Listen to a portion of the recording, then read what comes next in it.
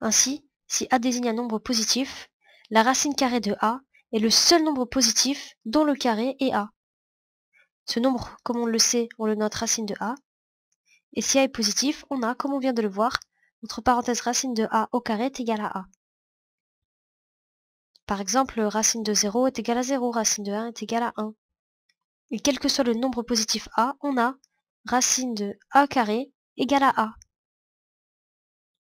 Par exemple, racine de 5,6 au carré est égale à 5,6.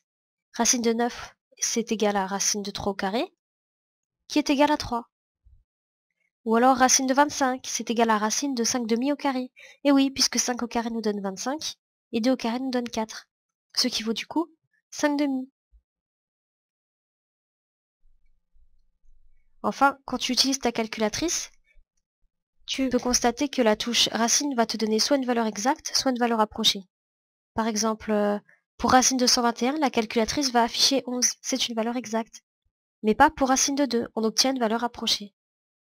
Dans racine de 2 égale 1,41, on a racine de 2 qui est une valeur exacte, et 1,41 qui est une valeur approchée. Et enfin, pour terminer, voyons comment résoudre une équation du type x au carré égale a. Pour a un nombre donné, si a est négatif, alors l'équation x au carré égale a n'a pas de solution, comme on l'a vu précédemment. Le carré d'un nombre négatif n'existe pas.